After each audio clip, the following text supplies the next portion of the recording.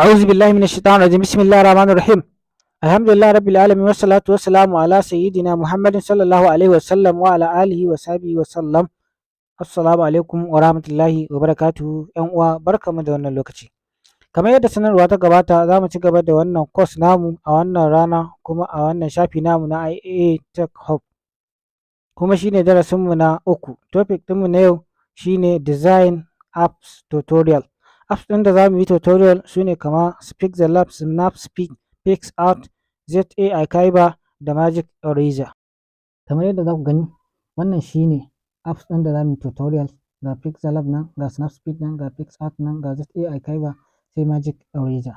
Waɗannan su ne apps ɗin da za mu yi tutorial insha Allah. Wannan shine cikin PixLab idan ka shiga abin da zai nuna maka kenan a farko. Wannan shine default ɗinsa. Ga shi nan da akwai tools da dama da ake amfani da shi amma daga ciki za mu ɗan yi bayanin kaɗan kalilan daga ciki yadda ake amfani da su. Daga nan dai sama za ku ga nan codes ne irin maganganu rubututtuka haka dai haka.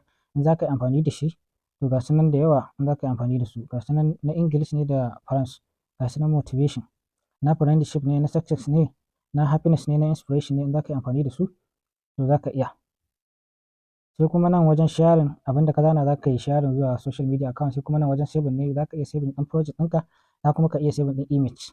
Project shi za ka iya daga baya idan ka dawo za ka iya ci gaba da design ɗinka musamman ma a ce baka gama ba. Sai wajen plus ɗin nan shi kuma ga shi nan current date in za ka ɗauko date ɗin da a ranar da kake design ɗin ne. Sai na sticker irin already kowa ya san sticker ga su nan. Sai kuma shapes, ga shapes nan shi kuma ga su nan kala kala su ma za ka iya canza, za ka iya sa musu duk kalar da kake so ba iya wannan farin ba, za ka iya sa musu. Sai kuma nan layer ce, ga su nan za ku gani sakamakon akwai text da kuma sticker daga can da muka shiga muka yi amfani da ɗaya za ku ga ta nan. Sai kuma text ɗin nan layer ce, duk abubuwan da kai adding a ciki nan ko rubututtuka ko hotuna ne za ka gansu a nan layin, duk wanda kake so ko da editing ɗin za ka yi. Sai kuma wannan gidan shi kuma kamar lura ne, ga su nan layi layi za ka yi amfani da shi wannan ne domin measurement kenan, kamar measurement za a ce. Sai ga shi nan wannan shi kuma za ka yi zooming ne, idan ka yi zooming ɗin abu domin ka duba shi ka gani. Ga shi nan zuwa 500 sai ka duba ka gani. Idan kuma duk dai adadin yacce kake so za ka yi zooming idan kana zane. Idan kuma ka danna haka shikenan, idan kai ya sa ba zai zooming ba, sai dai idan ka taɓa shi haka zai zooming. Idan kuma ka taɓa haka shi ma kenan a nan zai tsaya, sai dai idan ka sake taɓa kana sai ka dawo da shi kai zoom in kenan. Sai kuma nan shi kuma wannan window ne, ga shi nan za ku ga wannan sticker da muka ɗauko ga shi nan ta ɓace. Shikenan sai kuma mu dawo daga nan bangon nan kuma nan duk style ne na font da background haka. Sai kuma nan wajen nan ɗan wajen nan over file haka wajen project ne, project ɗin da ayyukan da mutum yake wanda ya save nan ne. Sai kuma wajen wannan alphabet ɗin nan na A ga shi nan shi kuma waje ne na rubutu. Nan codes ɗin nan irin na saman nan da muka bayani ne. Sai kuma nan in za ka yi adding ɗin wani sabon rubutu sai ka danna wajen pencil ɗin nan kai editing ɗin abin da kake so za ka rubuta. Misali za mu rubuta IAA Tech Hub misali, ga shi nan mun yi editing. Ga shi nan za mu iya danna copy misali mu yi copy ɗin wani, sannan za mu iya danna to front ya dawo sama ko to back ya koma daga ƙasa. Sai kuma position nan wajen da za a matsar da shi ne sama ko ƙasa ko gefen dama ko gefen hagu. Sai kuma nan size wajen ƙara mai girma ne, za ka iya danna plus ɗin nan ko kuma ka taɓa ka jawo domin ƙara rubutunka girma. Sai ga shi nan wajen fading wajen da za ka ɗan karkatar da rubutunka haka. Nan ga kala wajen da za ka canza mai kalar da kake so. Sai texture shi kuma kai amfani da idan babu kala da za ka kake so kai amfani da shi to za ka iya amfani da texture domin ka canza rubutunka kala. Sai opacity shi kuma yanayin ƙarfin haske da turuwarsa da rashin turuwarsa za ka iya ƙara mai, za ka iya rage mai turuwa ya ɗan wannan. Ga shi nan shine wannan opacity ɗin. Sai rotating yadda za ka ji juya shi kamar haka misali, za ka iya juya shi ta nan, za ka iya shigowa ta nan ma ka juya shi. Sai kuma masking ga shi nan. Sai ga shi nan every font shi kuma font style ne, za ka iya canza rubutunka style kala kala. Ga shi nan za ka iya canza mai kala kala. Wannan font wanda take app ɗin yake zuwa da shi ne, wannan kuma my font wanda za ka yi downloading ne ka sa font ɗinka a ciki. Ga shi nan sai ga background na font ɗin. Sai cube shi kuma yacce za ka karkatar da shi ka lankwasa shi ya kamar cycle. Ga shi nan alignment shi kuma rubutun a gefe kake son shi na dama ko na hagu ko kuma tsakiya. Sai za ka wannan zai. Sai space tsakanin word da word ko tsakanin app. Ga shi nan sai line space. Sai stroke shi kuma stroke ga shi nan za ka ga gefen rubutun ɗan wani layi da yake zagayewa. Sai shadow shi kuma inuwa ta rubutu kenan. Ga shi nan wannan inuwa ce ta ciki ga nan za ku ga ƙasar rubutun ya yi shadow, nan kuma ina shadow inuwa ta ciki, wannan kuma ta waje. Ga nan perspective emboss ga shi nan, ga wannan 3D ne shi kuma na wannan na rubutu ga shi nan za ku gani 3D ne, za ku ga gashi nan ya ɗan yi wani ɗan zurfi, ya ɗan yi tudu ga shi nan dai da sauransu. Haka shi ma idan ka zo nan wajen hoto za ka iya shiga import hoto ɗin nan, ko kuma yi amfani da shapes. Shi ma idan ka zo wajen shapes ɗin nan za ka iya copy ɗin shi ma kamar waɗancan style ɗin, bambancin dai ƙalilan ne. Shi dai akwai wajen eraser, wajen da idan kana so za ka ɗan goge wani abu za ka iya gogewa, shi kuma babu a wajen font ɗin can. Sannan kuma idan akwai wata kala da kake so za ka wannan misali bara mu copy canza wata kala, bara mu canza wata kala ta wannan kuɗin. Idan kana so za ka yi removing ɗin wata kala, bara mu haɗe shi. Idan kana so sai ka zo wajen eraser color ɗin nan, idan kana so za ka yi removing ɗin wannan ja sai ka taɓa ja, gashi nan ka yanke jan saura farin. To gashi nan amfaninsa, sai rotating shi ma ka juya yadda kake so, 3D gashi nan 3D shapes da dai sauransu. Sai shi ma emboss ɗin nan gashi nan haka gashi nan dai da sauransu. Sai kuma nan ɓangaren background ne gashi nan transparency, idan kana son background ɗin ya koma ba komai za ka iya kuma sa kala a background ɗin, duk kalar da kake so gashi nan. Sai kuma za ka iya sa image, ga image nan kala kala. Nan kuma image ne wanda za ka ɗauko daga gallery ɗinka ko kuma ka ɗauka a sannan. Wannan a taƙaice shi ne bayanin wannan pixel ɗin. Snap speed idan ka shiga shi kuma zai nuno ma haka, yana nuno ma haka sai ka danna wajen plus ɗin nan domin ɗauko hoto da za ka yi editing ɗinsa. Misali bara mu ɗau wannan gashi nan, in ana zai nuno ma menene last edit, menene portrait, bara ka shiga portrait ku gani. In gani yacce ya canza, za ka iya shiga smooth da dai sauransu. Ga su nan duk ga su nan pop menene fade menene ga su nan dai da sauransu. Sannan kuma za ka taɓa wajen edit ɗin nan, wajen edit ɗin nan ga su nan tools ne ga su nan da dama da ake amfani da su. Ga su nan turn image ga shi nan za ka ƙara mai haske sai ka taɓa wajen nan ka je construct, shi ma za ka yi amfani da shi. Za ka iya taɓa akwai gashi nan saturation, shi ma idan da akwai adadi yacce za ka yi amfani da shi. Ga ambience gashi nan, ga highlight haka dai gashi nan.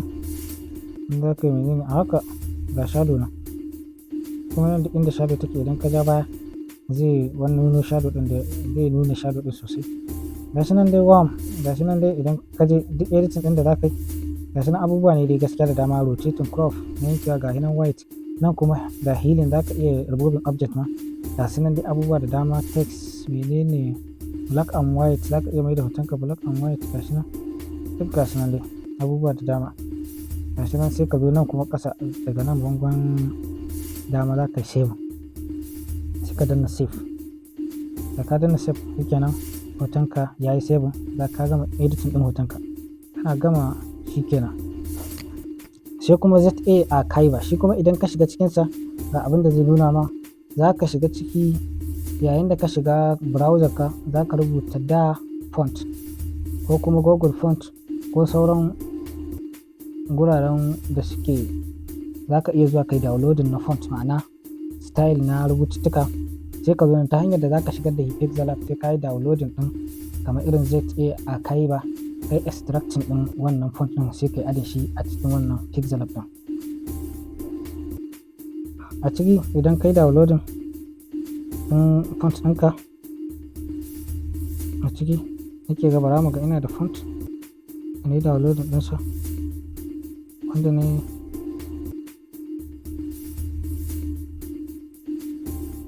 yawwa gashi kamar wannan font ne da na yi downloading ɗinsa.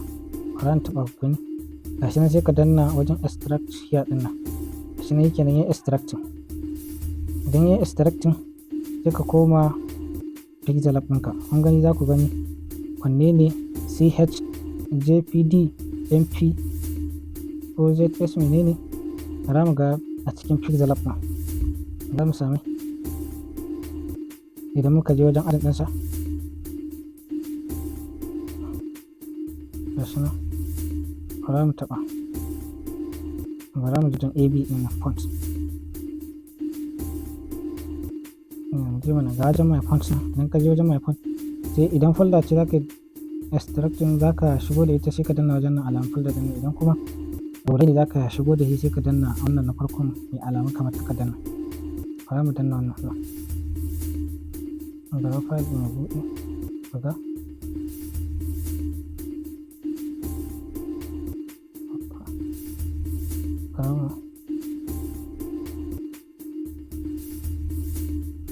bara mu shiga download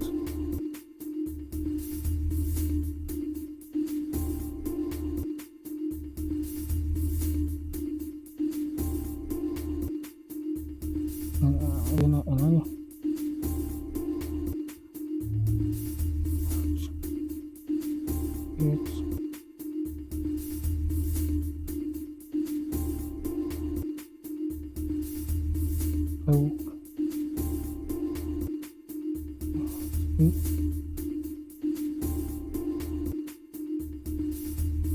gashi nan dai ban muke ga dai daga cikin waɗanda muka ɗan yi extracting dai gashi nan za ka gani copy state menene irin copy ɗin menene wannan dating made easy na ɗan yi adin ɗinsa to idan ka yi extracting ɗin zai nuna maka sai ka taɓa shi zai yi adin zuwa dai cikin pixel lab ɗinka za ka gan shi a line my font gashi nan da akwai su dai da akwai inda ne extracting a ciki gashi nan isometric to menene gidan license free text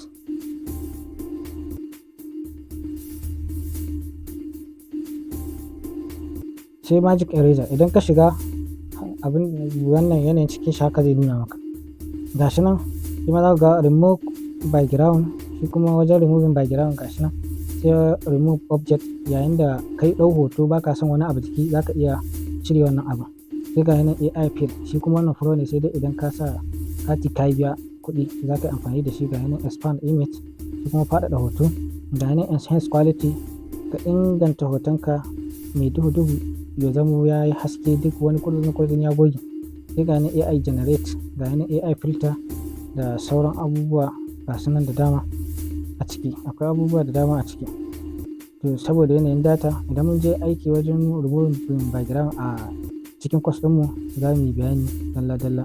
Wannan shine ƙarshen darasinmu na yau, sannan kada a manta da like da share da comment sai a yi mana subscribing na channel ɗinmu sannan a danna ƙararrawa domin sanar da ku da zarar mun ɗora bidiyo.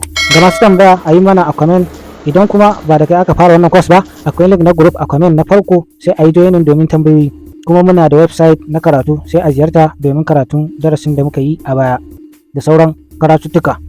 Address ɗin website ɗinmu shine iaatechhub.name.ng sai mun haɗu a cikin darasi na gaba. Bisalam.